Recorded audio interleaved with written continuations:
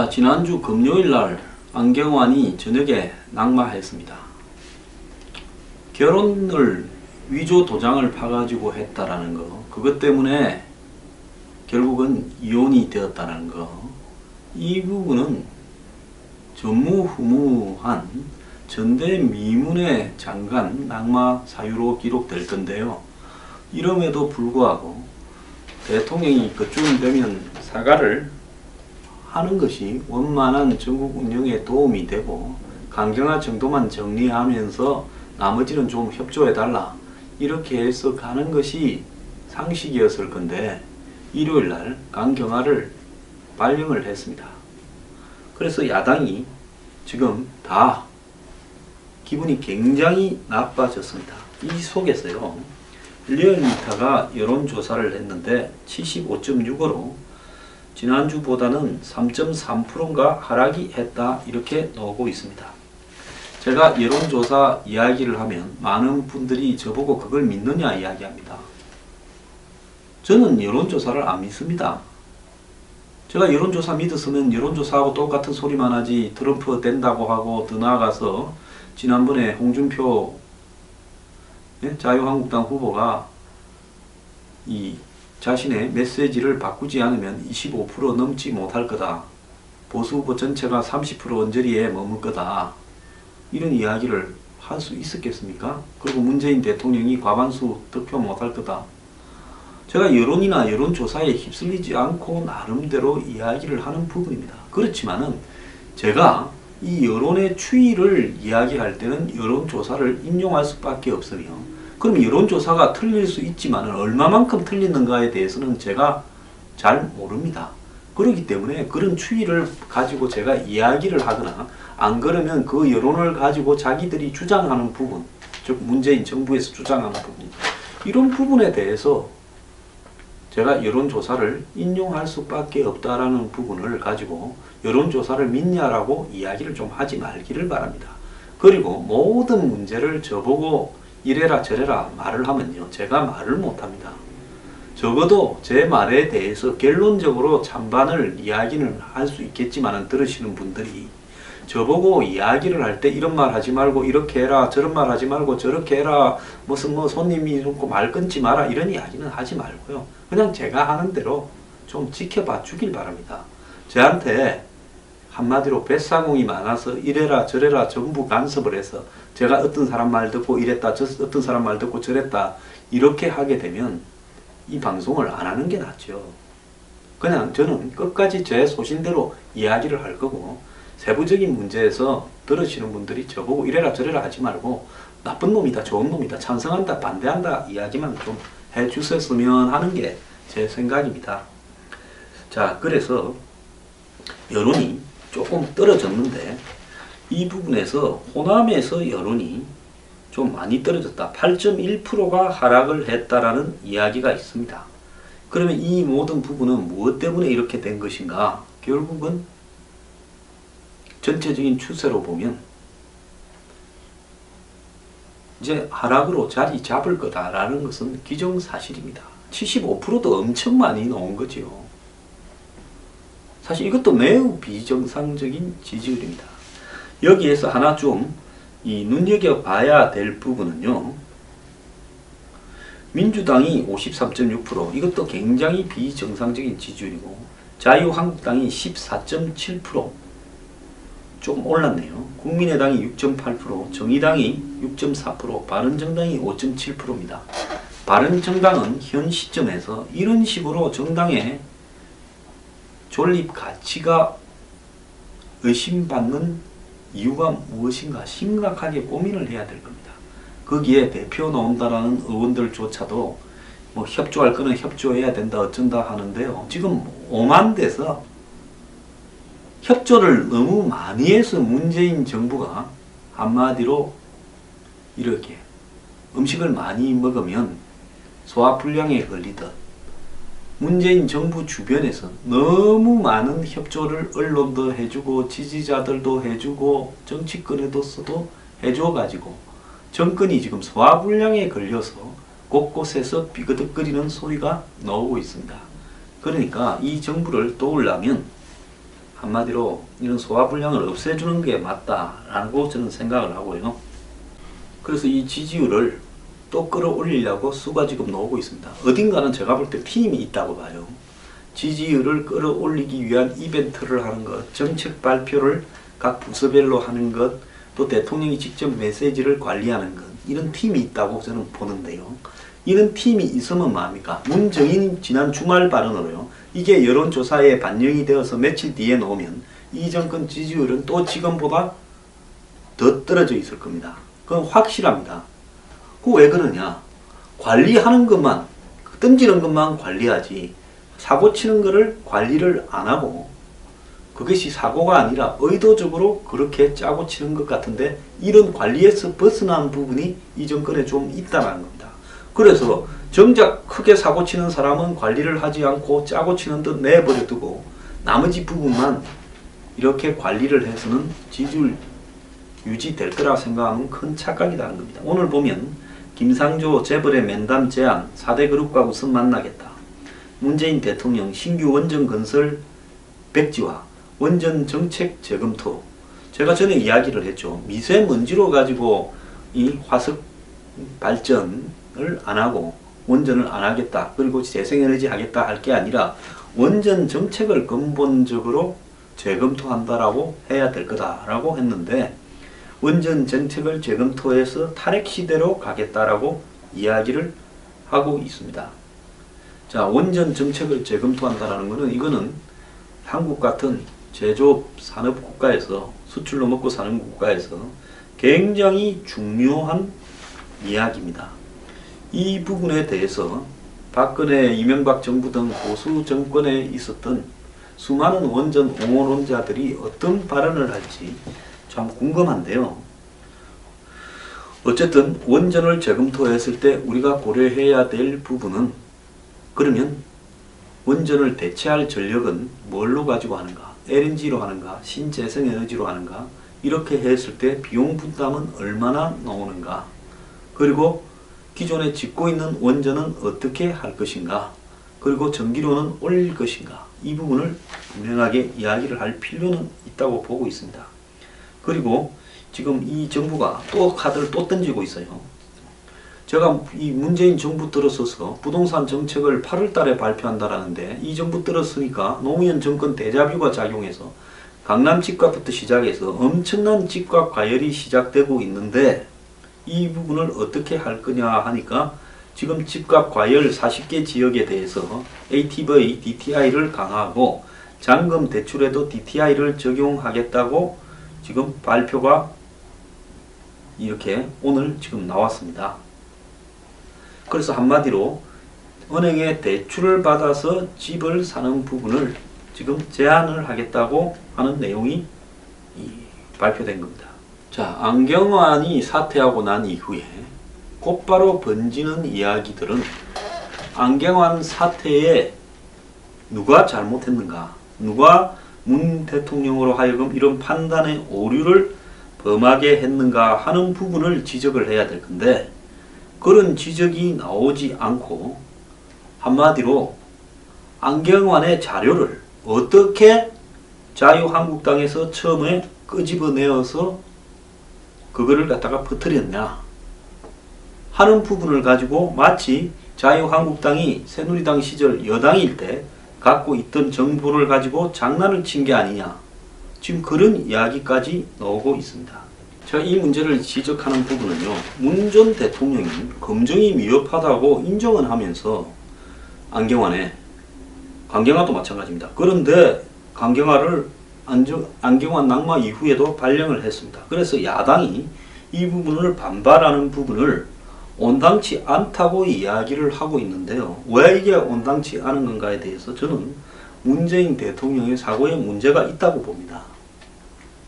자, 강경화가 국민 여론에서 많은 지지를 받고 있다 하는데, 그 강경화에 대한 질문 내용에 있어서 일부 지금 언론에 발표되었던 6대3으로 강경화를 60%가 지지하고 30%가 반대한다라고 된 내용에 앞서 질문한 내용이 강경화를 찬성한다고 넣을 수 있게 유도하는 질문이었다라는 보도가 나왔습니다. 즉 설문이 잘못되었다는 거죠.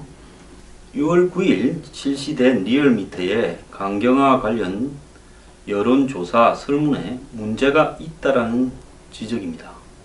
즉 설문 조항 중에서 셋째 문항에 야당의 반대로 청문회 보고서 채택이 무산되는 경우가 발생한다면 대통령이 어떻게 해야 되는가 하고 물은 다음에 그 다음 문항에서 강경화를 외교부 장관으로 임명하는 데 대해 어떻게 생각하느냐고 이렇게 질문을 했는데요.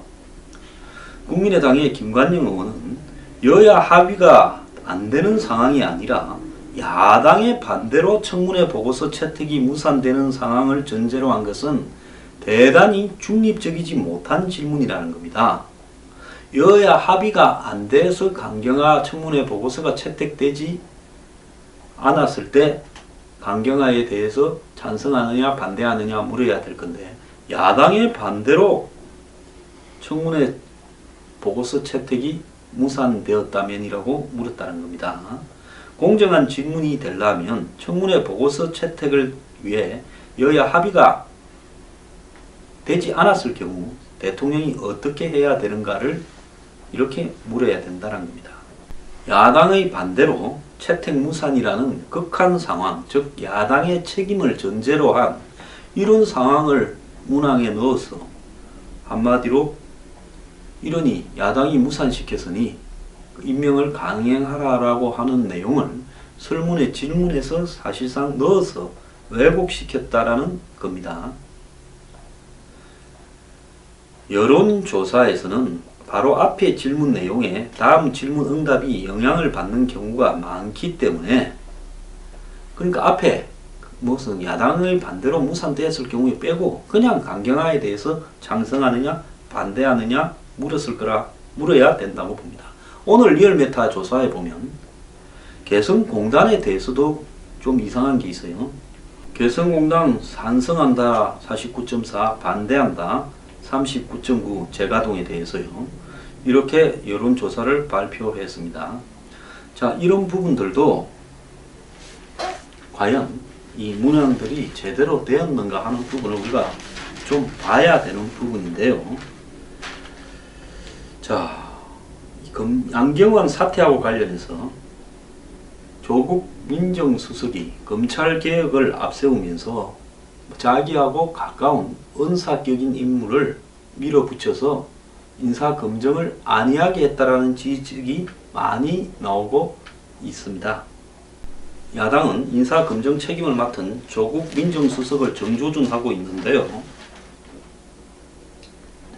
결국 조국이 자유한국당의 국회의원도 검증할 수 있었던 내용은 의도적으로 검증을 안 한 것인지 안 그러면 조국 안경환이 검찰개혁을 가는 자신들의 카드니까 거기에 흠이 있든가 말든가 알 바 없이 밀어붙였든지 좌우간 조국이 이 문제에 대해서 책임을 지고 물러나라는 이야기까지도 나오고 있습니다. 그럼에도 불구하고 이 문제에 대해서 뭐 사과를 한다거나 유감을 표시하는 입장까지도 제대로 지금 안 나오고 있습니다.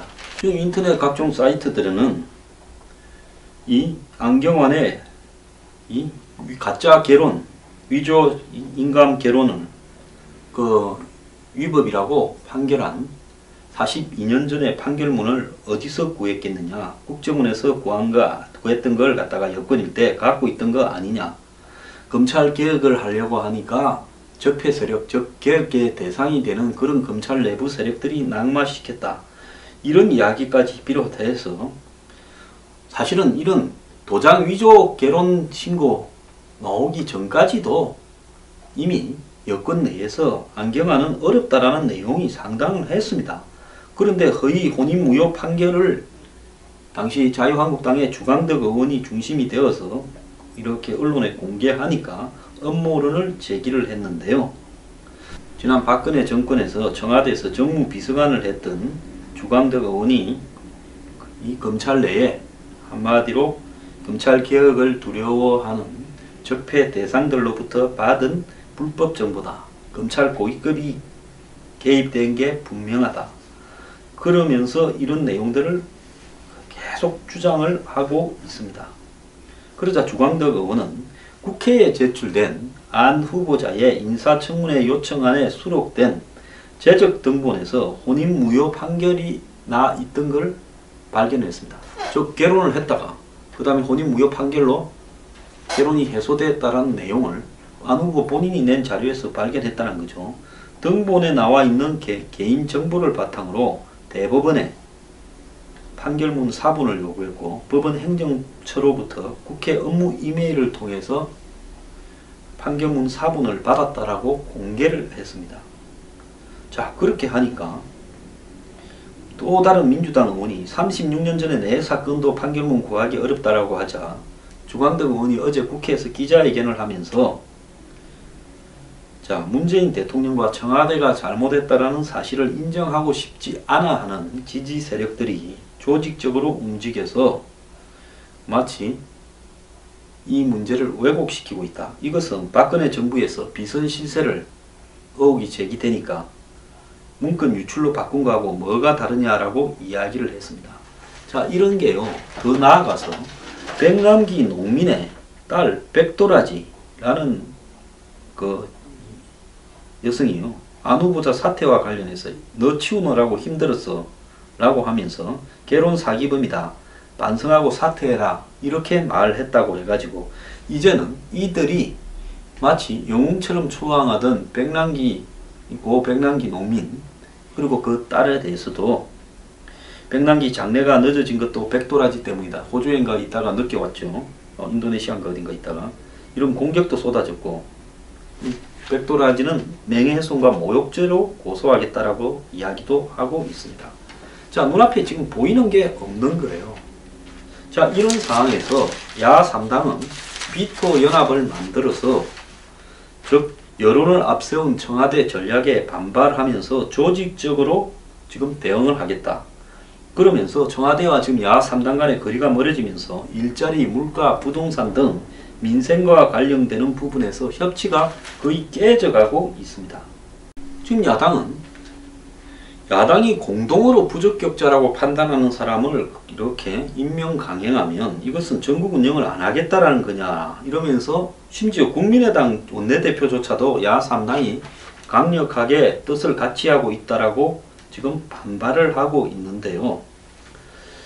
자, 청와대가 협치 소통 탈근이라고 입에 달고 살면서 지금 고지지율을 구가한다고 주장하면서 이렇게 과거에 박근혜의 전 정권과 비슷한 형태의 일방통행을 한다면 도대체 친박과 친노 친문이 무엇이 다른가 하는 이야기가 나올 수 있습니다.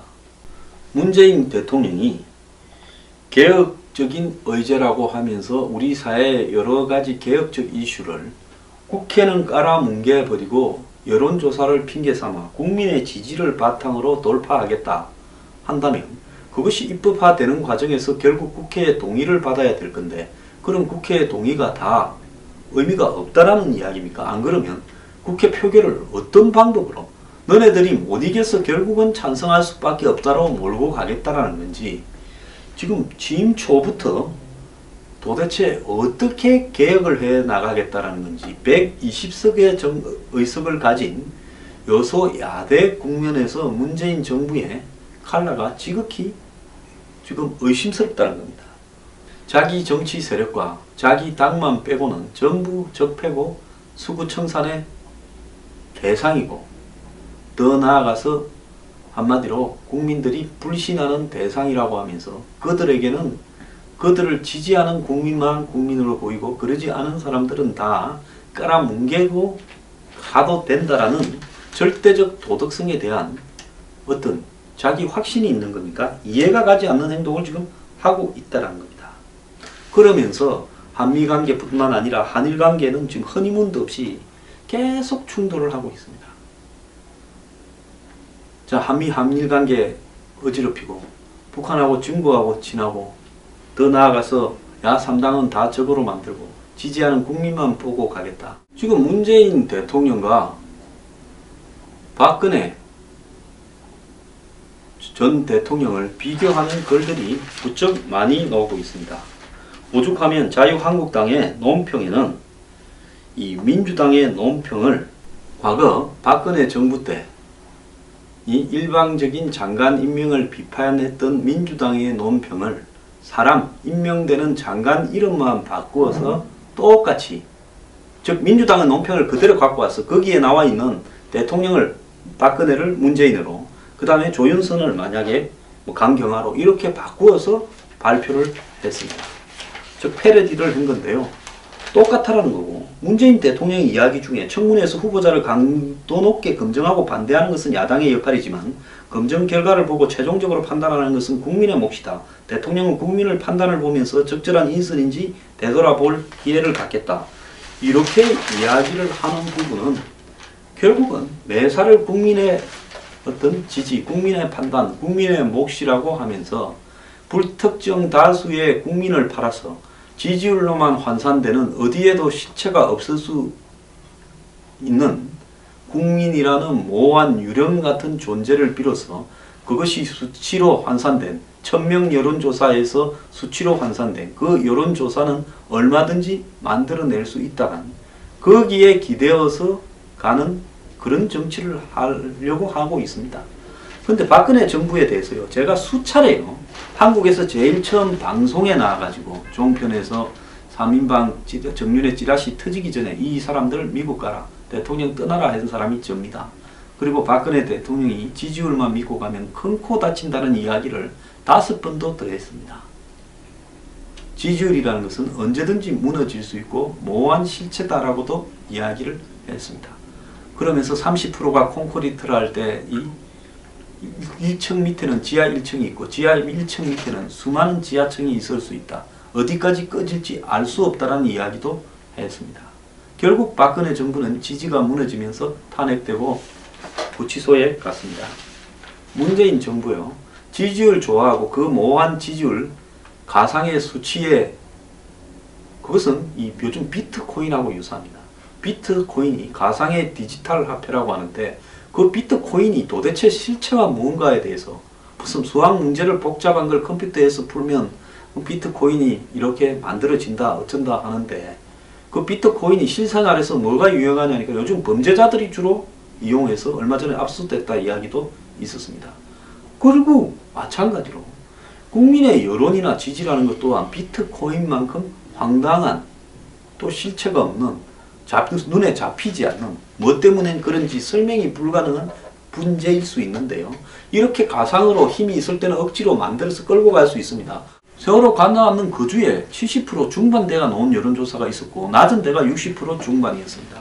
지금 문재인 정권 나오는 지지율 비슷하게 나왔어요. 그런데 순식간에 꺼져갔습니다.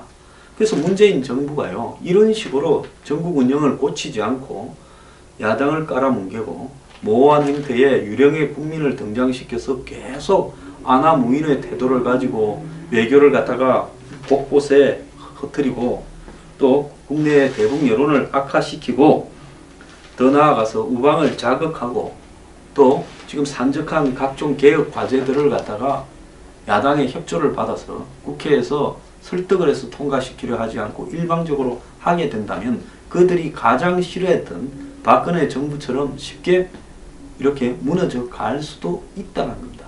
미워하면서도 닮는다면서 저는 비슷하게 되어가고 있다고 보고 있습니다.